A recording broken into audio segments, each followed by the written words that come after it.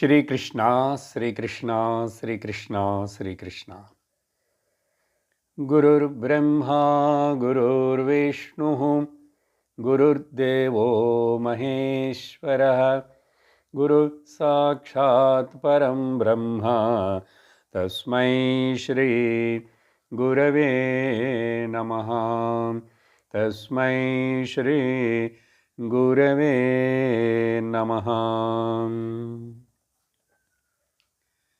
हरि ओम तत्सत्। శ్రీమద్భగవద్గీత మొదటి అధ్యాయం అర్జున విషాద యోగం 10వ శ్లోకం.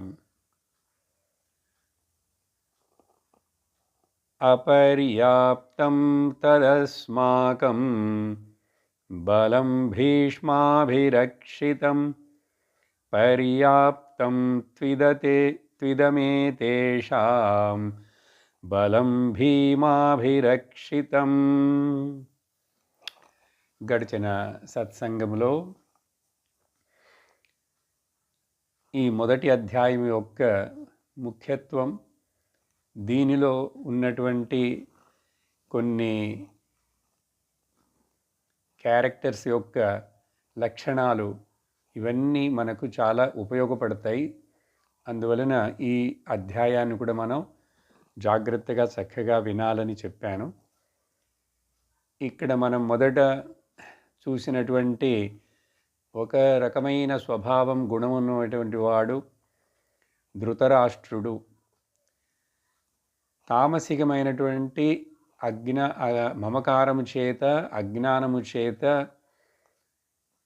తన మనస్సు ఆవరించబడి ఉన్నవాడు ధృతరాష్ట్రుడు. దానివలన ఆయనకి జీవితంలో చివరిలో చాలా దుఃఖం మిగిలింది. ధృతరాష్ట్రుని గురించి మనం ఇంతగా కొంచెం చెప్పాము కాబట్టి ఈ సందర్భంలో ఆయన యొక్క భార్య అయినటువంటి గాంధారి గురించి కూడా 2-3 మాటలు చెప్తే బాగుంటుంది. ఏమిటంటే, గాంధారి వివాహమైనప్పటి నుండి భర్తకు కళ్ళు లేవు కాబట్టి తాను కూడా కళ్ళకు గంతలు కట్టుకుంటానని చెప్పి అప్పటి నుంచి తాను కూడా కళ్ళు మూసుకొని గంతలు కట్టుకుంది. ఆమె చాలా గొప్ప పతివ్రత. ఎందుకంటే భర్త కోసం ఇలా త్యాగం చేసి నేను కూడా కళ్ళు కప్పి గంతలు కట్టి ఉంచుకుంటానన్నది. ఇది చాలా మంచి ఒక నిర్ణయమే. కానీ దీంట్లో ఒక లోపం ఉన్నది.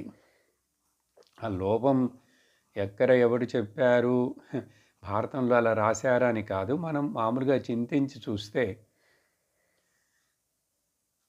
తండ్రి గుడ్డివాడు, తల్లి కూడా కావాలని కళ్ళను మూసుకొని ఉంటే ఆ తర్వాత 100 మంది పిల్లలని కని ఆ 100 మంది పిల్లలను ఎవరు చూస్తారు? రాజు బిడ్డలు కాబట్టి పెరుగుతారు. దాసీలు చూసుకుంటారా? ఎవరు చూసుకుంటారు, పెరుగుతారు. కానీ తల్లి తన కళ్ళతోటి ఆ పిల్లలను చూస్తూ ఎలా పెరుగుతున్నారు, ఏమిటి, వాళ్ళలో ఎట్లాంటి గుణాలు ఉన్నాయి అని చెప్పి తల్లి తీర్చిదిద్దడానికి తను కళ్ళు గంతలు కట్టుకోకుండా ఉంటే ఒకవేళ ఈ దుర్యోధనుడు వీళ్ళందరూ కూడా ఇంత మార్గంలోకి వచ్చి ఉండేవాళ్ళు కాదేమో అనిపిస్తుంది.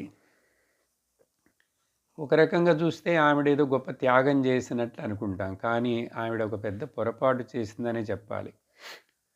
మరి అలా చేస్తేనే కదండి దుర్యోధనుడు ఇట్లా ప్రవర్తిస్తాడు, అలా ప్రవర్తిస్తేనే కదండి ఆ మహాభారత యుద్ధంలో ఇవన్నీ జరుగుతాయంటే అది వేరు, అది ఈశ్వరుడు యొక్క నిర్ణయం, సంకల్పం అని. కానీ సహజంగా వ్యావహారికంగా చూస్తే తల్లి అలా కళ్ళకి గంతలు కట్టుకుంటానని చెప్తే పిల్లల్ని ఎవరండి వాళ్ళని పైకి తీసుకొచ్చి వాళ్ళని పెంచి వాళ్ళని ఎట్లా వాళ్ళలో మంచి గుణాలను తల్లి చూడాలి కదా. కళ్ళుండి ఏం కళ్ళకి గంతలు కట్టుకోవటం. కాబట్టి అది ఒక మిస్టేక్ అనే చెప్పాలి. అర్థమైందా? అది సరికాదు. ఇప్పుడు కొన్ని కుటుంబాల్లో భర్తలు వదిలేసి వెళ్ళిపోతారు, లేక ముందుగా చనిపోయి ఉంటే తల్లి పిల్లలని మరి జాగ్రత్తగా చూసుకొని పెంచి వాడిని మంచి గుణాలను మంచి మార్గంలో పెట్టేట్లు ప్రయత్నం చేస్తుంది కదా. అలా చెయ్యనందువలనో మరి ఏ కారణమైనా సరే వాళ్ళల్లో ఆ పెద్ద కొడుకైనటువంటి దుర్యోధనుడు అతన్ని గురించి చూశాం. ఈ చివరిలో చెప్తున్నటువంటి ఈ శ్లోకాలన్నీ కూడా ఆ దుర్యోధనుడు తన యొక్క ఆచార్యుడైనటువంటి భీష్ముడి దగ్గరికి వెళ్ళి ఈ విధంగా అనవసరముగా మాట్లాడటం మొదలుపెట్టాడు వాగుడుకాయలాగా. ఎందుకంటే లోపల భయం ఉన్నది. ఇవన్నీ ఈ శ్లోకాల్లో మనకు వ్యక్తమైనాయి. చాలా కొంచెం టెన్షన్ అయినాడు, గుండె దడ పెరిగింది దుర్యోధనుడికి కూడా. అందువలన గురువు దగ్గరికి వెళ్ళి పిలవకుండానే ఆయనతో ఇవన్నీ చెప్పడం మాట్లాడటం మొదలుపెట్టాడు. సరే, దుర్యోధనుడి యొక్క స్వభావాన్ని చూశాము. ఇతడికి మమకారమే రాజ్యము మీద. అందువలన అది ఎట్లాంటి మమకారం అంటే అహంకారం, రాజసిక మమకారము. ఆ తర్వాత ఈ భగవద్గీతను చెప్తున్నటువంటి ఆ కామెంటేటర్గా ఉన్న సంజయుడిని గురించి చెప్పాము. అతని పేరులో అర్థమే చాలా మంచివాడు, గొప్పవాడు, భక్తుడు అన్నీ చెప్పాం. అలా ఇప్పుడు ఆ దుర్యోధనుడు ఇలా మాట్లాడుతున్నాడని ఇంకా రాబోయే తర్వాత ఇప్పుడు మూడో రకమైనటువంటి క్యారెక్టర్ని చూడబోతాము. అది మన అర్జునుడే. అర్జునుడికి కూడా ఒక రకమైన మమకారం ఉంది, సాత్విక మమకారం. దానివలన కూడా మనిషికి నష్టం కలుగుతుంది అనేది చూడబోతున్నాం. సరే, ఈ 10వ శ్లోకంలో ఏం చూసాం? ఏమంటున్నాడు దుర్యోధనుడు? గురువైనటువంటి ద్రోణాచార్యుల దగ్గరికి వెళ్ళి చూడండి మన సైన్యమంతా భీష్ముడి చేత రక్షించబడుతున్నది, కానీ ఇది చూడటానికి చాలదు, చాలా చిన్నదిగా ఉన్నట్లు ఉంటుంది. పాండవులను చూస్తే వాళ్ళేమో భీముడు మొదలైన వాళ్ళ చేత రక్షించబడుతున్నారే, అంటే కాపాడబడుతూ ఆ వాళ్ళ యొక్క సైన్యము అది చాలు, పర్యాప్తం, అది మనల్ని ఓడించడానికి అది చాలు అన్నట్లు అనిపిస్తున్నది అంటాడు. ఎందుకు ఇలా ఎవరైనా మాట్లాడతారా? మరి భయం ఉండి సందేహం ఉంటేనే కదా మాట్లాడతాడు. మనల్ని ఓడించేందుకు తక్కువ సైన్యమైనా కూడా, పోయిన క్లాసులో ఆ అక్షోణుల యొక్క లెక్క కూడా చెప్పాను మీకు అని చెప్పిన తర్వాత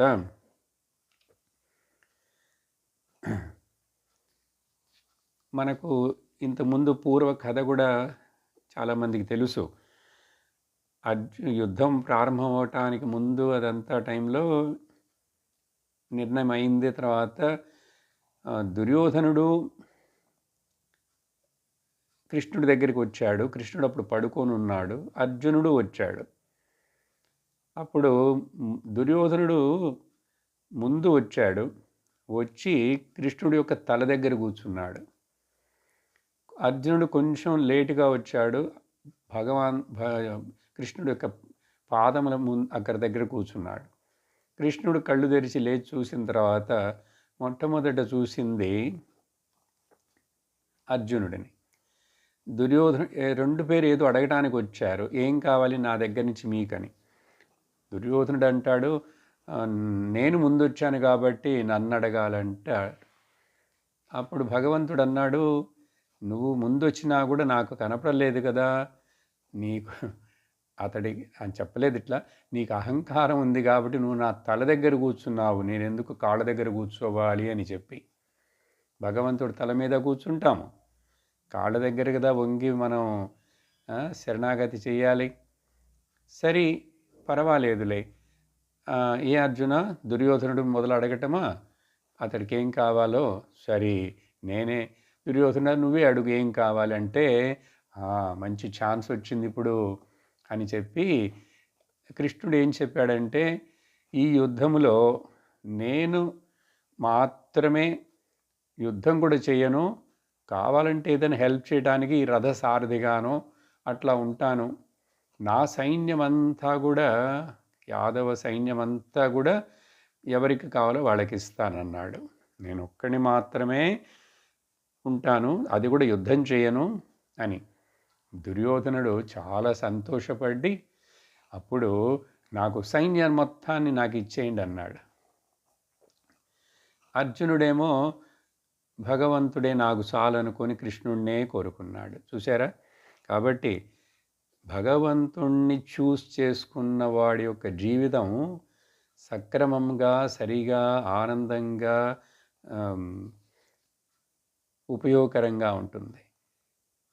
లౌకికమైనటువంటి ప్రపంచం యొక్క వస్తువులను, విషయాలను, మనుషులను వీళ్ళని ఎన్నుకున్న వాడి యొక్క జీవితం అనర్థంగా ఉంటుంది. ఇది మనకు ఈ కథలో తెలుస్తుంది.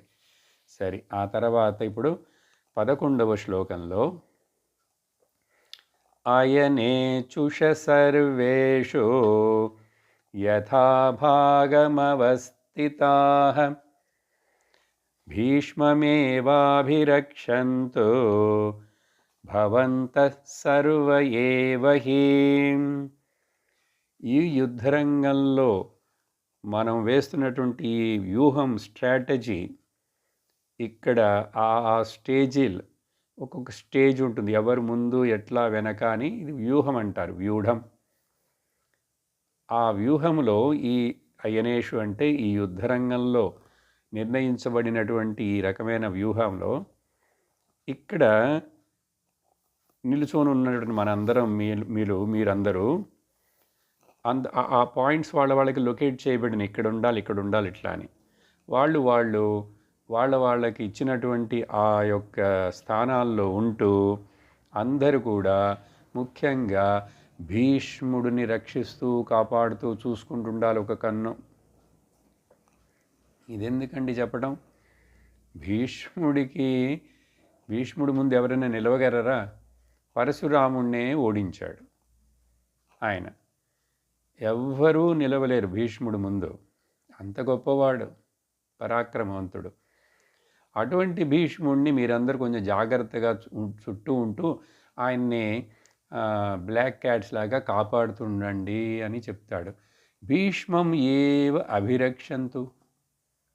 భీష్ముడిని మాత్రం మీరు జాగ్రత్తగా అందరూ, ఆయనకి ఏ ఒక ఆపద రాకుండా. ఎందుకంటే ఆ భీష్ముడు ఉన్నంత వరకు పర్వాలేదు మనకు, ఆయన ఈ పాండవులందరినీ సంహరిస్తుంటాడు అని అనుకోనేమో భయపడు ఏదో విధంగా ఇట్లా చెప్పాడు. అలా చెప్పిన తర్వాత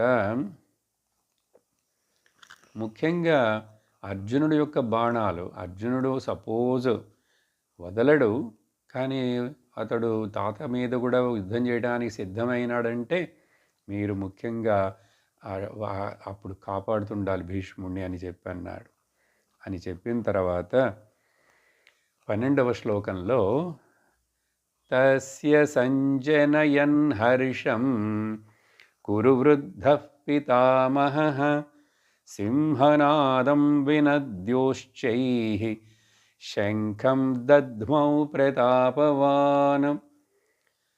పరాక్రమవంతుడు, ప్రతాపవానుడైనటువంటి, పితామహుడైనటువంటి, కురు వృద్ధుడైనటువంటి భీష్మాచార్యుల వారు ఆ తరువాత ఈ దుర్యోధనుడు అక్కడ వెళ్ళి ద్రోణాచార్యుడి దగ్గర ఏంటో మాట్లాడుతున్నాడు. చెప్పిందే చెప్పినట్లుగా ఉన్నాడు. దూరం నుంచి భీష్ముడు చూస్తున్నాడు. దుర్యోధనుడు యొక్క పోకడ, మాట్లాడే తీరు అవన్నీ చూస్తే వీడికి ఏదో కొంచెం సందేహము, భయము ఏర్పడినట్లుగుంది. ఇప్పుడు అనవసరంగా అవి మాట్లాడి ఆ ద్రోణాచార్యుడికి ఉన్నటువంటి ఉత్సాహాన్ని కూడా తగ్గిపోయేట్లేదని చేస్తాడేమో.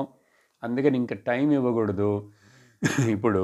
అందుకని యుద్ధం మొదలుపెట్టడం మంచిది, ఏదైతే అవుతుందని చెప్పి ఆయన కూడా సంతోషము కలిగించుటకు, దుర్యోధనుడిలో ఏర్పడినటువంటి ఈ టెన్షన్ దీన్ని తగ్గించడం కోసం, అతడికి కొంచెం ఉత్సాహం ఇవ్వటం కోసం, అక్కడ ఉన్న సైన్యమును మొత్తమునకు ఉత్సాహం ఇవ్వటం కోసము ఇంకా టైం అయింది, మనం ఎక్కువసేపు వేచి ఉండకూడదు, యుద్ధం మొదలు పెడదామని చెప్పి మొదట వార్ని డిక్లేర్ చేసింది కౌరవులు.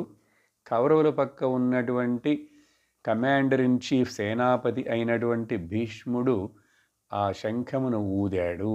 సింహనాదం, ఆయన యొక్క శంఖం ఎలాంటి శబ్దం ఇచ్చింటే ఒక పెద్ద సింహం గర్జించినట్లుగా. ఆయనే ఒక సింహం లాంటి వాడు. అప్పుడు అలాంటి సింహనాదముతో సమముగా ఉన్నటువంటి తన యొక్క శంఖమును చాలా శబ్దముతోటి పూర్తి శక్తితోటి ఆయన ఊదాడు. అలా ఊదిన తర్వాత ఏమైంది? ఆ రోజే చెప్పాను, ఈ కౌరవుల పక్కం 10 రోజులు భీష్మాచార్యుడు సేనాపతిగా ఉంటాడు. తర్వాత 5 రోజులు ద్రోణుడు ఉంటాడు, 2 రోజులు కర్ణుడు, ఆ తర్వాత శల్యుడు ఒకే ఒక రోజు, చివరలో దుర్యోధనుడు కూడా కింద పడిపోయిన తర్వాత అశ్వత్థాముడు ఉన్నాడు. వీళ్ళకి మొత్తం ఇప్పుడు ఐదుగురు ఇలా సేనాపతులుగా ఉన్నారు. కానీ పాండవుల పక్కన చూడండి, ధృష్టద్యుమ్నుడు మాత్రమే మొదటి నుంచి చివరి దాకా సేనాపతిగా ఉన్నాడు. యుద్ధంలో చనిపోలేదు అతను. ఆ తర్వాత చంపారు రాత్రిపూట నిద్రపోతున్నప్పుడు. సరే, ఇప్పుడు ఇక్కడ మనకు ఏమి తెలుస్తుంది? తర్వాత శ్లోకం చూడండి.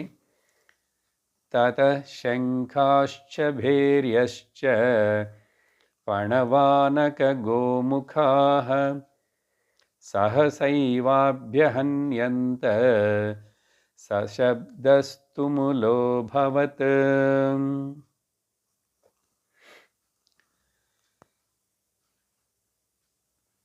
ఆ తరువాత కౌరవుల పక్క ఉన్నటువంటి, ఎందుకంటే భీష్మాచార్యుడు సిగ్నల్ ఇచ్చేశాడు, స్టార్టింగ్ విజిల్ ఇచ్చాడు ఆయన.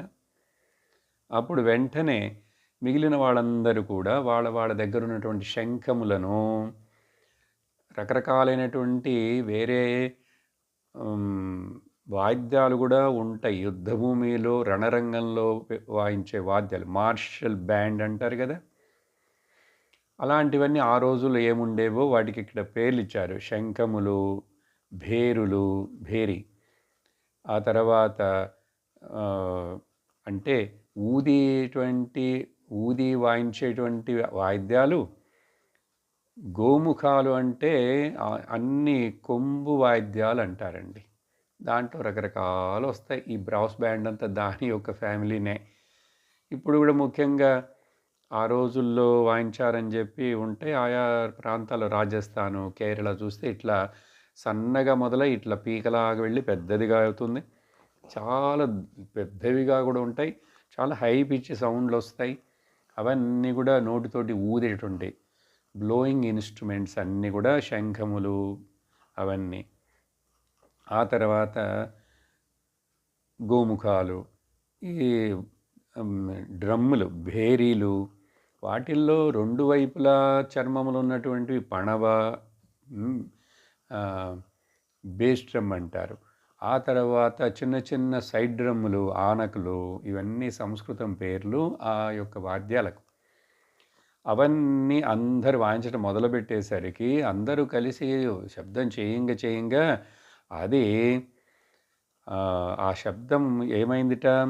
అభవత్ తుములః, చాలా పెద్ద శబ్దం క్రియేట్ అయింది. అప్పుడు అలా క్రియేట్ అయిన తర్వాత ఏమైంది? ఇక్కడి దాకా ఇప్పుడు వ్యాసుల వారు ఆయన యొక్క దృష్టిని, ఆయన యొక్క కెమెరాని వచ్చి ఇటువైపే చూపించారు. ధృతరాష్ట్రుడు, దుర్యోధనుడు, ఇవన్నీ ఏమైంది అని. ఇప్పుడు వెంటనే కెమెరా అటువైపుకి తిప్పబడుతున్నది. ఎటువైపుకి? చక్కటి వర్ణనం. ఎవరైతే నిజంగా ఈ మహాభారతం మొత్తంలో హీరోనో, ఆ భగవంతుడు శ్రీకృష్ణుడి మీదకి కెమెరా తిప్పబడుతున్నది. ఈ లోకంలో హీరో అంటే ఒకే ఒక్కడండి. ఈ లోకంలో స్టోరీ ఏదైనా అంటే ఆయన యొక్క హిస్టరీనండి. His story is the history, మనవన్నీ కాదు. కాబట్టి ఆ జగత్తు మొత్తానికి హీరో అయినటువంటి, అధిపతి అయినటువంటి శ్రీకృష్ణ పరమాత్ముడు ఆయన నమ్ముకొని, ఆయన మీద ఆధారపడి, ఆయన అడుగుజాడల్లో సలహాతో నడుస్తున్నటువంటి ఆ భక్తుడైనటువంటి, ఆ శిష్యుడైనటువంటి అర్జునుడు, ఇద్దరిని అంటే గురువు శిష్యులు ఇప్పుడు మనకు కనపడబోతున్నారు వీళ్ళల్లో. కానీ ఇప్పటికీ స్నేహితుడు, బంధువుడే. చూడండి ఇక్కడ ఒక చక్కటి వర్ణనం. 14వ శ్లోకం. తతః శ్వేతైర్హరైర్యుక్తే మహతి స్యందనే స్థితౌ మాధవః పాండవశ్చైవ దివ్యౌ శంఖౌ ప్రదధ్మతుః. వ్యాసాచార్యులు వారు కూడా కొంచెం పక్షపాత బుద్ధిని చూపిస్తున్నారు ఇక్కడ. అటువైపు భీష్మాచార్యుడు శంఖం ఊదాడు, ఆ తర్వాత వాళ్ళందరూ ఊదారని చెప్పేశాడు సింపుల్గా. కానీ ఇక్కడ ఇప్పుడు ఈ కృష్ణుడిని గురించి చెప్పేటప్పుడు, పాండవుల గురించి చెప్పేటప్పుడు ఎక్కువ వివరాలు ఇస్తూ వ్యాసుల వారు వాళ్ళని వర్ణిస్తున్నారు. ఇది పక్షపాత బుద్ధి కాదు, మంచిది, ధర్మమునకు చెందినది, సాత్వికమైనది, దైవికమైన దానికి మరి ముఖ్యత్వం ఇవ్వాలి కదా. అందువలన అది పక్షపాతం కాదు, ఊరికి నేను చెప్పాను అట్లా అని మనకు అనిపించవచ్చు. కాబట్టి ఏం చెప్తున్నారు, ఇది మనస్సులో అట్లా భావించి మనం హృదయంలో చూసుకోవాలి. ఏమిటంటే ఆ తరువాత అంటే భీష్ముల వారు కౌరవులందరూ రెడీ మేము యుద్ధానికి అని చెప్పి వారు డిక్లేర్ చేసిన తర్వాత మరి పాండవులు కూడా మేము రెడీ అని చెప్పాలి కదా. అప్పుడు అద్భుతమైనటువంటి, దివ్యమైనటువంటి 5 తెల్లటి గుర్రాలతో లాగబడుతున్నటువంటి ఆ రథములందు కూర్చొని ఉన్న మన మాధవుడు, లక్ష్మీపతి రథసారథిగా కూర్చొని ఉన్నాడు.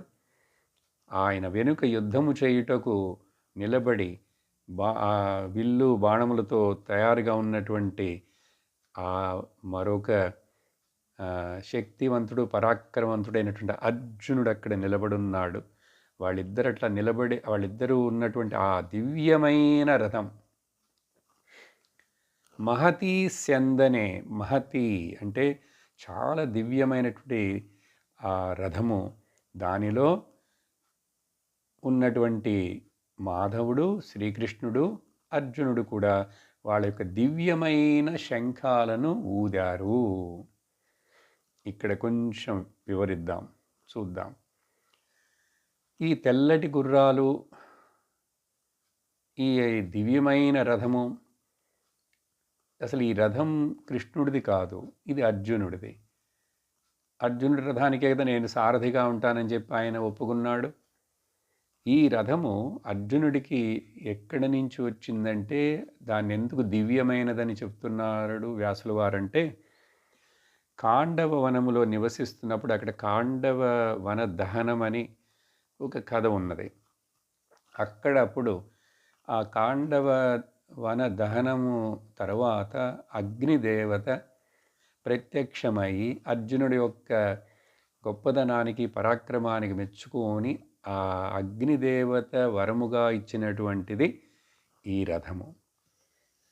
అర్జునుడికి అన్ని వరాలుగా పొందినవే. అతడి యొక్క శంఖం కూడా చెప్తాం ఇప్పుడు. అలాగే అతడు పాశుపతాస్త్రాన్ని, సో యుద్ధము వస్తుందని తెలుసు ముందుగానే.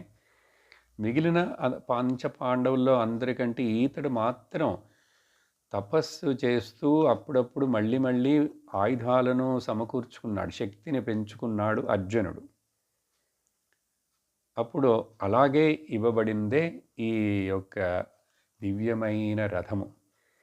ఆ తెల్లటి గుర్రాలు ఏమి మనకు తెలియచేస్తున్నాయి అంటే, అక్కడ కృష్ణుడి యొక్క పేరు మాధవుడు అని చెప్పటం ఏమి తెలియజేస్తుందంటే చూడండి, సాత్వికమైనటువంటి గుణములు, దైవీ సంపత్తుతో కూడి ఉన్నటువంటి ఆ తెల్లటి గుర్రాలని అర్థం.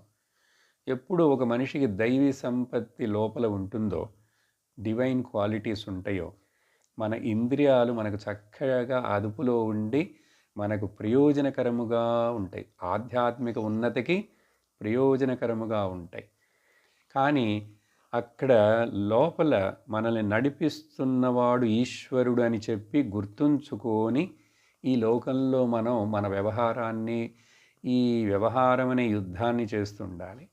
అందుకని ప్రతి ఒక్కళ్ళ మన జీవితం అన్నీ యుద్ధాల్లాంటివే, ఒక పోరాటమే కదా. అప్పుడు ఇక్కడ మనం ధర్మమును అనుసరిస్తూ, ఎందుకంటే భగవంతుడి యొక్క స్వరూపమే ధర్మము, ధర్మం యొక్క స్వరూపమే భగవంతుడు. అప్పుడు అలాంటి వాళ్లకు జయము తథ్యం. అప్పుడు దీంట్లో ఒక సూక్ష్మత ఏమున్నదంటే,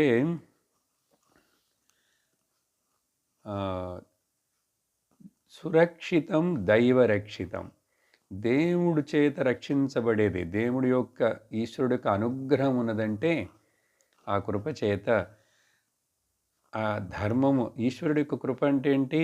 ధర్మము. అప్పుడు సురక్షితం దైవరక్షితం, దేవుడి చేత రక్షించబడేవి ఎప్పుడు సురక్షితముగానే ఉంటాయి. కానీ అదైవరక్షితం అరక్షితం, దైవుడి యొక్క రక్షణ లేకపోతే అవి రక్షించబడవు. ఉదాహరణకి ఇది మీకు అర్థం కావటానికి, కొన్నిసార్లు మనం ఏదో ఎక్కడో పారేసుకుంటాం, ఏదో ఎక్కడో పెట్టి మర్చిపోతాం. అది 2 రోజులైన 3 రోజులైన తర్వాత కూడా అక్కడ మనము పారేసుకున్నది, మనం మర్చిపోయినది, ఒక సెల్ ఫోన్ కానీ పర్సు కానీ, అది మనకు దొరకాలి, అది మనకు చెందినది అని రావాలని నిర్ణయించబడి ఉంటే, మన కర్మకు తగినట్లు అది ఈశ్వరుడి చేత రక్షించబడింది, అది మళ్ళీ మనకు దొరుకుతుంది. కొన్నిసార్లు ఈ దొంగతనాలు చేసినవి కూడా చాలా తర్వాత మళ్ళీ దొరుకుతాయి, కొంతమందికి వాళ్ళ పొందుతారు. అప్పుడు దేవుడి చేత రక్షించబడేది అది ఎప్పుడు మన చేతిని వదిలి వెళ్ళదు. మనం రక్షిస్తున్నాము, మేము రక్షిస్తామని చెప్పి మనం అహంకారంతో గనక అంటే అది రక్షించబడదు. చూసారా, చాలా సార్లు చాలామందికి ఈ అనుభవం ఉంటుంది. ఏదో నేను అనుకోనే లేదు అది మళ్ళీ నాకు దొరుకుతుందని, కానీ అది ఉంటుంది. 3 రోజులైనా ఆ సెల్ ఫోన్ అక్కడ పెట్టి అక్కడే ఉన్నది, ఎవ్వరూ తాకలేదు. ఇది సురక్షితం దైవరక్షితం, అదైవరక్షితం నరక్షితం, అరక్షితం, దానికి రక్షణ ఉండదు. కాబట్టి ఇక్కడ ఈ ధర్మమును అనుసరిస్తున్న పాండవులకు రక్షణ ఉంది. కాబట్టి యుద్ధంలో ఎంతోమంది ఇటువైపు కూడా చనిపోయినా కూడా వాళ్ళు చివరికి జయించి రాజ్యమును పొంది ధర్మముగా రాజ్యమును పరిపాలిస్తారు. ఇది ఆ భగవంతుడు నడిపించినటువంటి లీల. సరే, ఈ యొక్క చిత్రం మన హృదయంలో అట్లా చిత్రీకరించబడాలి. తతశ్వేతైర్ అరైరుక్తే, అప్పుడు the entry of the heroes of the story, నరనారాయణులు. సరి, మాధవుడు, మా అంటే లక్ష్మి, లక్ష్మి యొక్క ధవహ అంటే పతి మాధవుడు.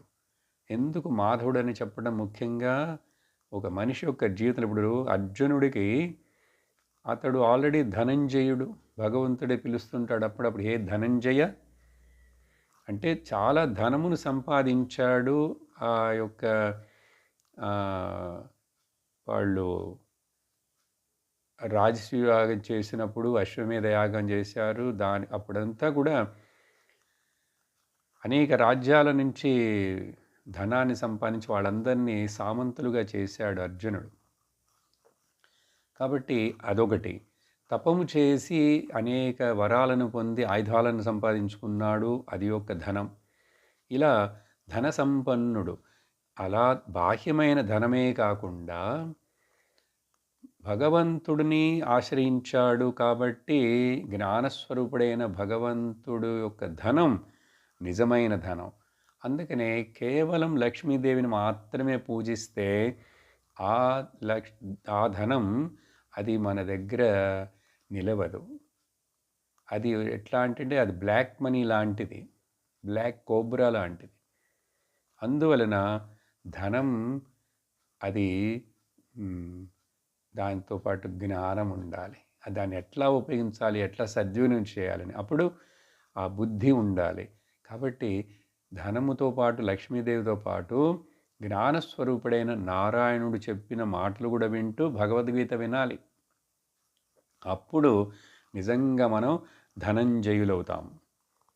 అందువలన ఒకవేళ భౌతికమైన ధనము లేకపోయినప్పటికీ మెటీరియలిస్ట్ ప్రాస్పరిటీ మన దగ్గర కనుక ఆధ్యాత్మిక ధనము జ్ఞానం ఉన్నదంటే అది అన్నిటికంటే గొప్పది. అది మనకు ప్రయోజనపడుతుంది. మనం బీదవాళ్ళమే కాదు. ఎంత ధనమున్నా కూడా వాళ్ళు బిచ్చగాడులాగానే. చూడండి, గుడి ముందు పెద్ద గుడి దగ్గరికి వెళితే గుడి బయట చాలామంది ఆ భిక్షాపాత్రలు పెట్టుకొని అయ్యా దానం చేయండి, డబ్బులు వేయండి అని అడుగుతుంటారు కదా. వీళ్ళు ఒక బిచ్చగాళ్ళు. కానీ పెద్ద చాలా కాస్ట్లీయెస్ట్ కారులో వచ్చి దిగినటువంటి ఆ మనిషి కూడా మంచి బట్టలు వేసుకొని గుళ్ళోకి వెళ్ళి ఆయన అక్కడ దేవుడి దగ్గర ఆయన కూడా బిచ్చగాడిలాగానే నాకు ఈ పని చేసి పెట్టాలి అని చెప్పి అక్కడ లెటర్ పెడతాడు. నేను ఫ్యాక్టరీ స్టార్ట్ చేస్తున్నాను, నేను ఎలక్షన్లో నిలబడబోతున్నాను అని చెప్పి వీడు బిచ్చగాడే. వాళ్ళేమో భిక్షాపాత్రాన్ని చేతిలో పెట్టుకున్నారు బయట. ఈ ధనవంతుడు వీడి హృదయం మొత్తం భిక్షాపాత్రమే. వీడికి ఎంత ఉన్నానో తృప్తి ఉండదు. అందుకని భగవంతుడు అట్లాంటి భక్తులు లోపలికి వచ్చి ఇవన్నీ అడుగుతుంటే ఆయన ఎప్పుడు నవ్వుతూనే చిరునవ్వుతూ అట్లా నిలబడతాడు. మాట్లాడాడు, చెప్పడు. ఎప్పుడు మందస్మితుడే. ఎందుకంటే ఈ ఫూల్ వీడు ఎంతకాలం ఇవన్నీ అడుగుతూ వస్తాడు. వీడికి ఏం కొరత, అన్నీ ఉన్నాయి కదా, నేనే కావాలని అడగచ్చుగా. వీడు అడగడు. సరే చూస్తుంటాడు, భగవాన్ వెయిట్ చేస్తుంటాడు. ఎవరైనా వస్తారా నా దగ్గరికి, నా పాదాల దగ్గరికి, నేనే కావాలనంటే వాళ్ళకి ఇస్తానని ఆయన ఎదురు చూస్తుంటాడు. అందుకని ఆయన బాధ ఆయనది పాపం. సరే, ఇలా ఆ భగవంతుని నమ్మటం చాలా అవసరం. ఆ తర్వాత శ్లోకంలో ఏమైంది? పాండవులు వాయించారు. ఇప్పుడు ఆ కృష్ణుడు అర్జునుడు వాయించినటువంటి, పంచపాండవులు వాయించినటువంటి వాళ్ళ యొక్క శంఖముల పేర్లు కూడా చెప్తున్నాడు వ్యాసుల వారు. ఎందుకంటే అవి అంత గొప్పవి, ధర్మమునకు చెందినవి, భగవంతుడికి చెందినవి అన్నీ గొప్పవే కదండి. వాటిని పొగడాలి, వాటిని స్తుతించాలి. 15వ శ్లోకం. పాంచజన్యం హృషీకేశః దేవదత్తం ధనంజయః పౌండ్రం దద్మౌ మహాశంఖం భీష్మకర్మా వృకోదరః. మొదట భగవాన్ శ్రీకృష్ణుడి చేత ఊదబడినటువంటి, ఎప్పుడు ఆయన చేతిలో ఉండేటువంటి ఆ పాంచజన్యం ఋషికేశుడు ద్వారా ఊదబడినది. ఋషికేశుడు ఇక్కడ భగవంతుడికి ఇవ్వబడ్డ ఒక ముఖ్యమైన పేరు. ఋషికాణం ఈశః. ఋషికః, ఋషి అంటే ఇంద్రియములకు అధిపతి అయినటువంటి, ఇంద్రియములకు అధిపతి అయినటువంటి ఋషికేశుడు. అందుకనే అక్కడ నార్త్ ఇండియాలో హిమాలయాల్లో ఋషికేశం అనే పుణ్యస్థలం ఉంది కదా. ఆ ఇంద్రియములకు అధిపతి అయినటువంటి ఆత్మస్వరూపుడైనటువంటి ఆ భగవంతుణ్ణి తెలుసుకోవాలి, ఆయన్ని పొందాలి అంటే హరిద్వారంలో నుంచి వెళ్ళాలి. హరిద్వారం అంటే సిన్ డిటెక్టర్ గేట్. పాపములను తొలగించేసి మనల్ని శుద్ధిపరిచి ఆ తర్వాత ఋషికేశములోనికి భగవంతుడి దగ్గరికి పంపించేటువంటి ఆ గేటుకు పేరు హరిద్వారము. హరతి రిపుహు ఇది హరిహి, పాపమును నశింపజేసేటువంటి. అప్పుడు అక్కడ ఆ గంగలో స్నానం చేసి ఆ ఋషికేశానికి వెళితే తపోభూమి అది.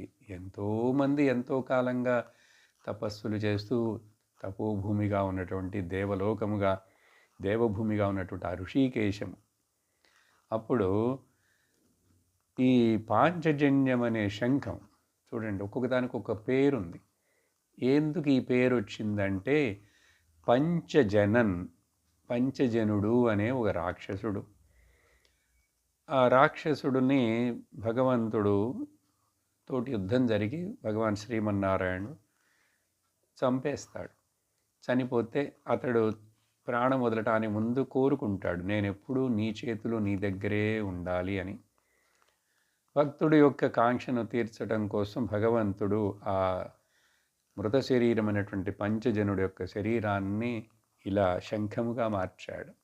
అప్పుడు ఆ పంచజనుడనే రాక్షసుడే రూపమే శంఖముగా అందుకని అది పాంచజన్యం. అది కృష్ణుడి దగ్గర ఉన్నటువంటి స్పెషల్ కాంచ్. అప్పుడు ఇది కృష్ణుడు ఊదినటువంటి శంఖం.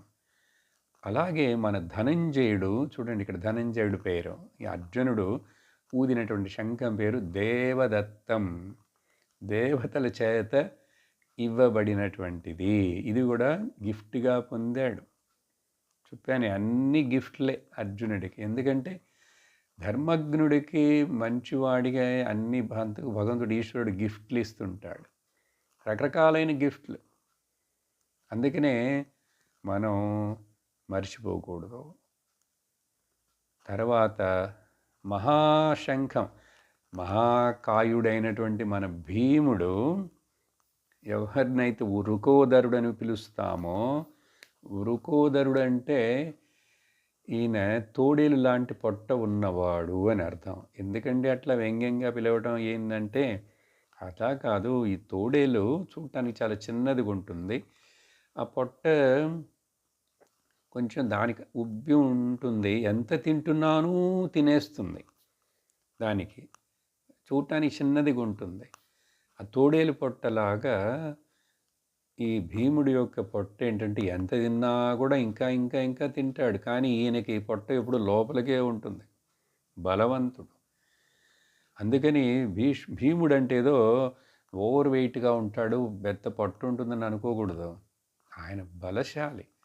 చిన్న పిల్లవాడిగా ఉన్నప్పుడే కుంతీదేవి ఆ పిల్లవాడిని తీసుకుంటూ నడుస్తున్నప్పుడు ఎక్కడో రాయి మీద పడుకోబెట్టిందో లేక చేతిలోంచి కొంచెం స్లిప్ అయ్యి ఆ రాయి మీద పడ్డాడో, ఆ రాయి పొడి పొడి అయిపోయింది. అప్పుడు అనుకుంది ఈ పిల్లవాడు సాధారణుడు కాడు అని. చూడండి కుంతీదేవి వీడిని ఎట్లా పెంచి పెద్దవాడిని చేసిందో కదా భీముడు. అందుకని అట్లా తోడీలు లాంటి పొట్ట ఉన్నవాడు, బాగా తిని జీర్ణించుకోగలిగిన వాడైనటువంటి భీమ కర్మలు చేసేటువంటి వాడు. అంటే ఆయన పనులన్నీ కూడా చాలా గొప్పవిగా ప్రసిద్ధంగా ఉంటాయి. భీమ అంటే ఇంగ్లీష్లో చెప్పాలి టెరిబుల్ యాక్షన్స్ అని అర్థం. టెరిబుల్ యాక్షన్స్ అంటే ఆయన యుద్ధం చేయాలంటే ఏదో ఒక చిన్న కర్ర తీసుకొని అట్లా చేయడు. పక్కన చెట్టు ఉందంటే ఆ చెట్టుని ఇట్లా ఆడిచ్చేస్తాడు, పీకేస్తాడు, విసిరేస్తాడు. పెద్ద రాయి, కొండ రాయి ఉన్నదంటే దాన్ని అట్లా కదిపేస్తాడు, రెండు చేతులు ఎత్తి పారేస్తాడు. అంత బలవంతుడు కాబట్టి ఆయనకి చిన్న చిన్న కర్రలు, కత్తులు అవి చాలా. అట్లాంటి భీమ కర్మలు అన్నీ కూడా ఆయన కార్యాలన్నీ కూడా ఎక్స్ట్రాడినరీగా ఉంటాయి. అటువంటి భీముడు మరి ఆయనకి సహజంగా ఇట్లాంటి వాడికి శంఖం సాధారణంగా ఉంటుంది. ఆయన సైజు తగినట్లు, ఆయన శక్తికి తగినట్లు మహాశంఖం, దాని పేరు పౌండ్రం. ఈ పదానికి ఎక్కడ ఏంటనేది అర్థం నేను వెతకలేదు, దానికి వెనకేదో ఉంటుంది. పౌండ్రం, ఆ శంఖాన్ని భీముడు ఊదాడు. మరి ఇంకా ఉన్నారు కదా ఈ ముగ్గురు ఇప్పుడు ఇక్కడ ఇద్దరిని గురించి పాండవుల గురించి చెప్పింది. అప్పుడు 16వ శ్లోకంలో అనంత విజయం రాజా కుంతీపుత్రో యుధిష్ఠిరః నకులః సహదేవశ్చ సుఘోషమణిపుష్పకౌ. ఆ తరువాత ఎప్పుడూ విజయమే, అనంత విజయం కలిగి ఉన్నటువంటి వాడు. ఎందుకంటే ధర్మపుత్రుడు కదా, కుంతీపుత్రుడైనటువంటి యుధిష్ఠిరుడైనటువంటి రాజు అయినటువంటి ఆ అనంత విజయమును, అనంత విజయుడు అనే టైటిల్ ఉన్నటువంటి, ఇప్పుడు కూడా విజయం లభించబోతున్నది అటువంటి కుంతీపుత్రుడైనటువంటి యుధిష్ఠిరుడు, ధర్మపుత్రుడు, ఆయన అనంత విజయం అనేటువంటి ఆయన యొక్క శంఖాన్ని ఊదాడు. రాజా యుధిష్ఠిరః కుంతీపుత్రః అనంత విజయం. తర్వాత మరిద్దరు ఉన్నారు కదా, వీళ్ళిద్దరూ మాద్రీపుత్రులు కాబట్టి అది సపరేట్గా చెప్పడం కోసం పైన కుంతీపుత్రుడు అని చెప్పి స్పెషల్గా చెప్పి, మాద్రీపుత్రులైనటువంటి నకులుడు సహదేవుడు వీళ్ళిద్దరు కూడా వాళ్ళ వాళ్ళ శంఖాలు సుఘోష అండ్ మణిపుష్పకం. సుఘోషం అండ్ మణిపుష్పకం పేర్లే చాలా అందంగా బాగున్నాయి కదా. సుఘోషం అంటే మంచి శబ్దాన్ని ఇచ్చేటువంటి, మణిపుష్పకౌ మణులకు సమముగా తేజస్సుగా వెలిగిపోయేటువంటిది. వీళ్ళు చాలా శక్తివంతులే ఇద్దరు. వీళ్ళల్లో ఒకడు ఆ వర్షం పడుతుంటేట 2 చినుకుల మధ్యలో నుంచి రథాన్ని నడుపుతాట. ఏదో కథలు ఉన్నాయి, సాధారణం కాదు. ఇక్కడేదో పెద్దన్నగారు చెప్పిన మాటలు వింటూ వాళ్ళ అడుగుజాల్లో నడుస్తున్నట్లు కనపడతారు, కానీ వీళ్ళు దేవతా స్వరూపులే. కాబట్టి నకులు సహదేవులు ఇలా వాళ్ళ వాళ్ళ శంఖాలను ఊదారని చాలా ఇష్టపడి వ్యాసుల వారు ఆ వివరాలను ఇస్తున్నారు. మనకు ఆనందంగా ఉంది వినటానికి. ఆ తరువాత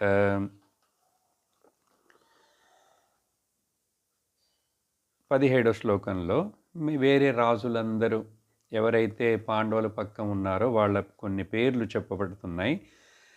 కాశ్యశ్చ పరమేశ్వాసః శిఖండీ చ మహారథః దృష్టద్యుమ్నో విరాటశ్చ సాత్యకిశ్చాపరాజితః.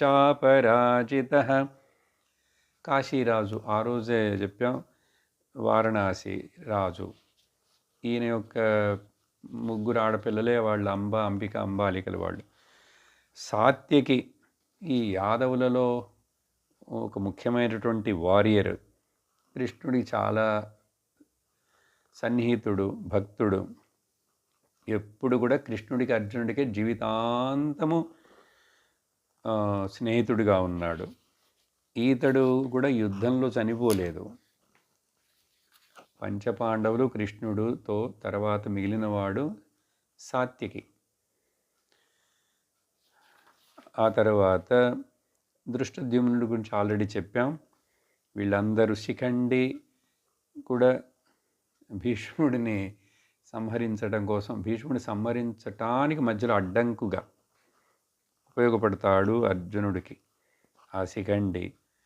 ఇలా వీళ్ళందరూ. విరాట్ రాజు వనపర్వంలో వనవాసంలో చివరి సంవత్సరం ఉన్నారు కదా విరాట రాజ్యంలో. తర్వాత ఈ సాత్యకి, వీళ్ళందరూ కూడా అపరాజితులు. వీళ్ళని జయించడం అంత సులభమైన విషయం కాదు. అలాంటి వాళ్ళందరూ వాళ్ళ వాళ్ళ శంఖాలను ఊదారు. తర్వాత 18వ శ్లోకంలో ద్రుపదో ద్రౌపదేయాశ్చ సర్వశః పృథివీపతే సౌభద్రశ్చ మహాబాహుః శంఖాన్ దద్ముః పృథక్ పృథక్. వీళ్ళు వేరువేరుగా వాళ్ళ శంఖాలను ఒకళ్ళ తర్వాత ఒకళ్ళు ఊదారు. ద్రుపదః అదే దృష్టద్యుమ్నుడు ద్రౌపది యొక్క తండ్రి ద్రుపదుడు. ద్రౌపది యొక్క పిల్లలందరూ ఉప పాండవులు. ద్రౌపదేయ ద్రౌపదేయాహ. ఆ తర్వాత వీళ్ళందరూ అందరూ పృథివీపతే, అందరూ ఈ పృథివీ మీద వాళ్ళ వాళ్ళ చోట్ల వాళ్ళ వాళ్ళ రాజ్యాలలో మహారాజులు. ఆ తర్వాత అర్జునుడు సుభద్రకు పుట్టినటువంటి మన అభిమన్యుడు కూడా మహాబాహు. చూడు, అర్జునుడు మహాబాహు కదా, ఏ మహాబాహో అంటాడు కదా, కృష్ణుడు పిలుస్తాడు అర్జునుడని. అలాగే మరి అప్పుడు ఆయన పిల్లవాడు కూడా అభిమన్యుడి యొక్క శక్తి కథ మనకు తెలుసు. అమ్మ పొట్టలో ఉండంగానే పద్మవ్యూహం ఈ విషయాలన్నీ విన్నాడు. వీళ్ళందరూ అట్లా వాళ్ళ వాళ్ళ శంఖాలను ఊదారు. అప్పుడు ఆ తర్వాత ఏమైంది, ఇంతమంది శంఖాలు ఊదారు. 19వ శ్లోకం. సఘోషోధార్తరాష్ట్రాణాం హృదయాని వ్యదారయత్ నభశ్చ పృథివీం చైవ తుములో వ్యనునాదయన్. అక్కడ భీష్ముడు శంఖం ఊదినప్పుడు మహానాదం అని చెప్పాడు. అంత చాలా పెద్ద శబ్దం వచ్చిందన్నాడు, అందరూ ఊదారని. కానీ ఇప్పుడు ఇక్కడ ఈ పాండవులు ఈ వీళ్ళ శంఖాలను కృష్ణుడితో సహా వీళ్ళు ఊదినప్పుడు ఈ ఘోషం, ఈ శబ్దం, అంటే వీళ్ళు వాయించడం మొదలుపెట్టినప్పుడు వాళ్ళందరూ వాయించడం అయిపోయింది. ఏం చేసిందిటే ఈ శబ్దం ఈ ధృతరాష్ట్రుడి యొక్క పుత్రులని స్పెషల్గా చెప్తున్నాడు. అంటే కౌరవులందరికీ అందరికీ వాళ్ళ గుండెల్లో దడ వచ్చింది. అట్లా కూడా చెప్పలేదు, వాళ్ళ హార్ట్స్ ఆర్ పియర్స్డ్. హృదయాన్ని వ్యదారయన్, గుండె పగిలిపోయిందిట అంటాం కదా అప్పుడప్పుడు, గుండె పగిలిపోయింది. మనకు చిన్న దీపావళికి ఆటం బాంబు ఏది పెడితేనే గుండె పగిలిపోయినట్టు దడ వచ్చేస్తుంది కదా, వినలేం. ఇంకా అప్పుడు చూడండి అక్కడ ఆ శంఖాలు అన్ని వాయించినప్పుడు అంత సౌండ్ ఇది విని కౌరవుల యొక్క అందరూ, ముఖ్యంగా వాళ్ళ పక్క ఉన్న వాళ్ళు, ధృతరాష్ట్రుడి యొక్క పుత్రుడు అందరికీ గుండె దడ వచ్చింది. ఆల్మోస్ట్ హార్ట్ అటాక్ వచ్చిందని చెప్పాలి అర్థం అవడం కోసం. హృదయాన్ని వ్యదారయత్. అంత మాత్రమే కాదు, ఏమైందో తెలుసా, ఈ శబ్దం అంతా కలిసి ఆకాశం, నభః పృథివీం చైవ, పైన అంతరిక్షం ఆకాశంలో నుండి భూమి వరకు మొత్తం మధ్యలో ఉన్నటువంటి ఆ స్పేస్ అంతా కూడా రీవైబ్రేట్ అయిపోతున్నది. ఇప్పుడు కొండలు అట్లా ఉన్న చోట లోయల్లో మనం పోయి అరిచామంటే అది ఎక్కువగా మళ్ళా రీసౌండ్ వస్తుంది కదా, అలా చాలా తుములః వ్యనునాదయన్, అది చాలా పెద్దదిగా మారి వైబ్రేషన్ వచ్చి పెద్ద సౌండ్ తోటి అంత దద్దరిల్లిపోయింది అంటాం కదా, దద్దరిల్లిపోయింది కాబట్టి గుండె కూడా దద్దరిల్లిపోయింది అని చెప్పి వాళ్ళ యొక్క ఆ ఎఫెక్ట్ని అంతా వ్యాసుల వారు వివరించిన తర్వాత ఇప్పుడు 20వ శ్లోకంలో, ఈ 20వ శ్లోకం ఒక ట్రాన్సిషన్ శ్లోకం. ఇక్కడి నుంచి కొంచెం మరలా అట్లా విషయం కొంచెం మారుతున్నది. వ్యాసుల వారి యొక్క కెమెరా ఫోకస్ మళ్ళీ ఇప్పుడు ఏమవుతున్నది, అప్పుడు ఆ సమయంలో ఇవన్నీ వాయించడం అయిపోయింది అంటే ఇప్పుడు యుద్ధానికి రెడీ. 20వ శ్లోకం. అథ వ్యవస్థితాన్ దృష్ట్వా ధార్తరాష్ట్రాన్ కపిధ్వజః ప్రవృత్తే శస్త్రసంపాతే ధనురుద్యమ్య పాండవః. పాండవః అంటే సింగులర్, ఆ అర్జునుడి గురించి, అందుకని సపరేట్గా చెప్పబడుతున్నది. పాండవులలో ఒకడైనటువంటి ముఖ్యమైన హీరో అయినటువంటి అర్జునుడు ఈ అథ అనే శబ్దం మంగళకరం శాస్త్రంలో. అథ అంటే ఇప్పుడు, నౌ. అందుకనే అథ యోగానుశాసనం అని పతంజలి మొదలు పెడతారు సూత్రాలు. అథాతో బ్రహ్మ జిజ్ఞాస అని వ్యాసులు వారు బ్రహ్మసూత్రాలు మొదలు పెడతారు. అథాతో ధర్మ జిజ్ఞాస అని జైమణిలు వారు పూర్వమీమాంస సూత్రాలు మొదలు పెడతారు. అథ అనేటువంటిది మంగళకరం. ఎందువలన? అథ అంటే అర్థం నవ్వని కదండి. ఇప్పుడు ఇప్పుడు అనేటువంటిది మన జీవితంలో ప్రెజెంట్ అంటాం కదా, నవ్వు. ఇదండి, ఇది చాలా మంగళకరమైనది. ఎందుకంటే జరిగిపోయిన పాస్ట్ నా చేతిలో లేదు, అది డెడ్ అయిపోయింది. రాబోయే ఫ్యూచర్ ఇంకా పుట్టలేదు, అది నా చేతిలో లేదు. ఉన్నది ఏమిటి మరి అప్పుడంటే ఇప్పుడు ఇప్పుడు ఇప్పుడు అనేటువంటిదే నా దగ్గర ఉంది. అందుకని ఇప్పుడు ధర్మాన్ని అనుసరించాలి, ఇప్పుడు భక్తి చేయాలి, ఇప్పుడు భగవన్నామని చెప్పాలి, ఇప్పుడు భగవద్గీత వినాలి, ఇప్పుడు జ్ఞానాన్ని పొందాలి. అందుకని ఇప్పుడు లేనిది ఎప్పుడూ ఉండదు. If it is not now and here, it can never be later and there and then. ఉండదు.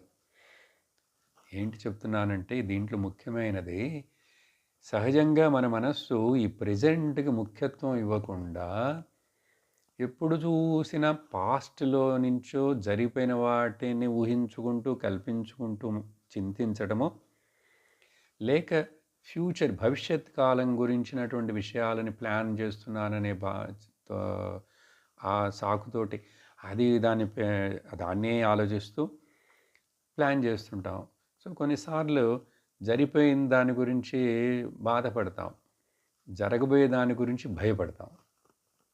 ఈ రెండు వేస్ట్. అప్పుడు ఏంటంటే ఈ ప్రెజెంట్ అనేది ఉంది చూసారా, ప్రెజెంట్ టెన్స్ అంటామే, వర్తమాన కాలం.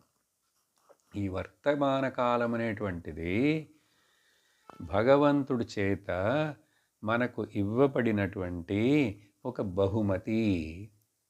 ఇంగ్లీష్లో చెప్తా, the present is a present presented to us by the Lord. అప్పుడు అదెంత గొప్పది, పునీతమైనది, ముఖ్యమైనది కదా. అందుకని present learn to live in present. దీనికి కొంత సాధన చేయాలి, అలవాటు చేసుకోవాలి. అప్పుడు ఏమవుతుందంటే మనస్సు కూడా ఇప్పుడు చేస్తున్న పని మీద ఏకాగ్రత వస్తుంది, శ్రద్ధ వస్తుంది. ఆ తర్వాత దానివల్ల ఎఫిషియన్సీ పెరుగుతుంది, చక్కగా చేస్తావు. అప్పుడు ఇప్పుడు చేస్తున్న పని మీద మనస్సులు పెట్టకుండా, దానికి ముఖ్యత్వం ఇవ్వకుండా ఏదేదో బ్యాక్గ్రౌండ్లో చింతిస్తూ ఉంటే దాని యొక్క ఎఫెక్ట్ ఈ ప్రజెంట్లో చేసే పని మీద ఎఫెక్ట్ అవుతుంది. దాని చేత మనసులో ఎప్పుడు టెన్షను, ఫియరు, యాంగ్జైటీ ఇవన్నీ ఉంటూనే ఉంటాయి. అందుకని దానికి ఒకే ఒక మందు, మనస్సుని ప్రశాంతం చేయాలంటే దాన్ని ప్రెజెంట్లోకి తీసుకురావాలి. ప్రెజెంట్లోకి వస్తే మనస్సు యాక్చువల్గా అది మనస్సు కాదు, అది కాన్షియస్నెస్సే.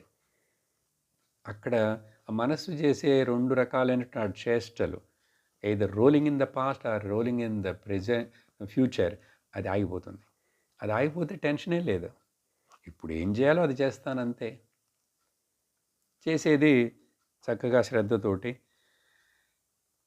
సంతోషం కోసం చేయను, సంతోషంతోటి చేస్తాను. చాలా భేదం ఉంది ఈ రెండింటికి. I'm not doing for the sake of happiness, but I will do because of happiness. ఇది కనుక మనం గ్రహించామంటే మన జీవితంలో ప్రతి పని కూడా, అక్కడ ఒడిదుడుకులు ఏవేవో ఎదురుపులు వస్తుంటాయి, అన్నీ కూడా ఈశ్వరార్పణం, భగవంతుడి కోసం చేస్తున్నాను, అన్నీ భగవంతుడికి చెందినవి అని నిర్ణయం చేసి అర్థం చేసుకుంటే ఆ బుద్ధిలో ఇంకా భయము, శోకము, మోహము ఎక్కడుంటాయండి? ఎందుకు ఉండాలి?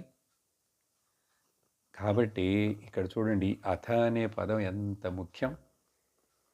ఎందుకంటే ఇప్పుడు ఇక్కడ అర్జునుడిలో కొంచెం అలజడి, అర్జునుడి యొక్క మనసులో అలజడి ఏర్పడబోతున్నది, ఎమోషనల్ బ్రేక్ డౌన్ జరగబోతున్నది.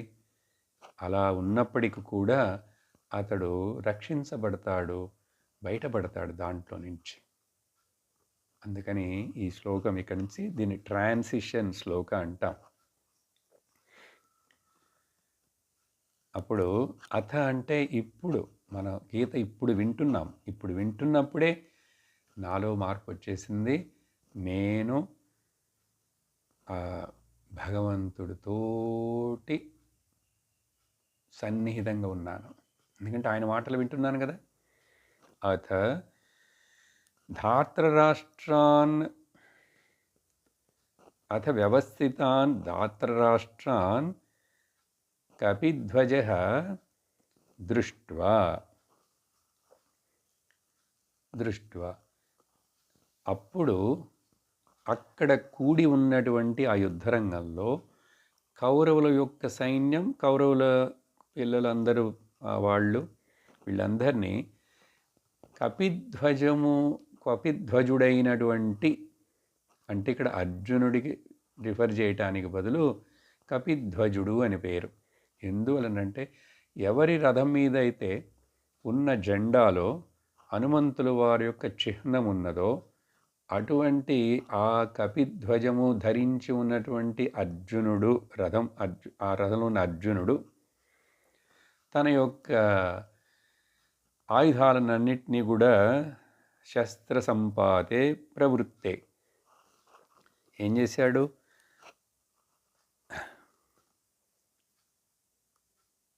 ఆ యొక్క ఇప్పుడు మరి బాణాలు తీసుకొని విల్లు తీసుకొని రెడీ అవ్వాలి కదా.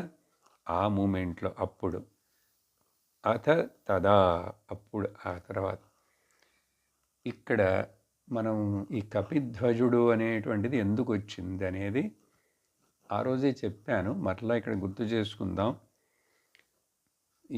ఆ రోజు చెప్పిన కథ వేరే. ఒకసారి వనవాసంలో ఉన్నప్పుడు భీమసేనుడు ద్రౌపది సౌగంధిక పుష్పం అనేటువంటిది ఏదో స్మెల్ వచ్చినందువలన, ఆ పుష్పం ఎక్కడో నుంచి వస్తున్నదో స్మెల్, కొంచెం ఆ పుష్పాలు దొరుకుతాయా అని చెప్పి ఆశపడి భీముడిని అడిగింది. భీముడు వెంటనే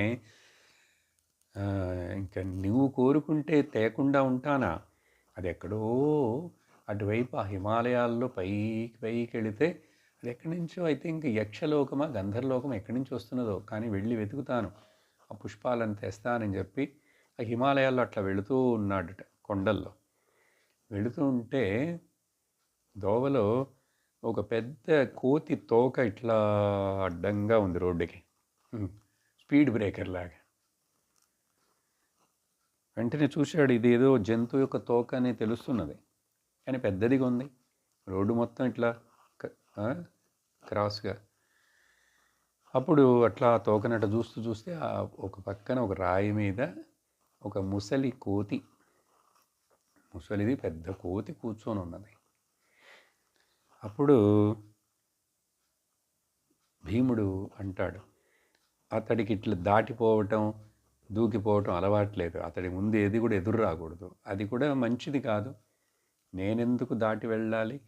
అప్పుడు ఆ ముసలి రూపంలో ఉన్న కోతిని అడుగుతాడు, కొంచెం ఈ తోకని నువ్వు పక్కకి లాగేసి అటువైపు పెట్టుకో, నేను దాటి వెళతానంటే ఆ ముసలి గొంతుతోటి, బాబు నేను ఇప్పుడు చాలా ముసలివాడినై ఉన్నాను, ఆ తోకని నేను కదల్చలేను, నాకు అంత శక్తి కూడా లేదు, నువ్వు కొంచెం దాన్ని ఎత్తి అట్లా పక్కన పెట్టి నువ్వు నడిచెళ్ళు అంటే, సరే పెద్దవాడివి నువ్వు అడిగావు కాబట్టి నీకు సహాయం చేస్తానని భీముడు అట్లా వంగి ఒక వేలుతో అట్లా ఆ తోకని ఎత్తడానికి ప్రయత్నించాడండి.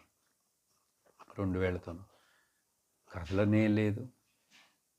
చెయ్యి మొత్తం పెట్టాడు, లాగాడు, కదలనే లేదు.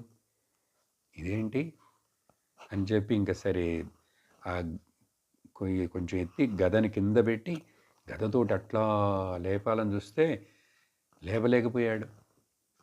ఇదేంటి ఆశ్చర్యం? అప్పుడు చింతించాడు. ఇది ముఖ్యం జీవితంలో.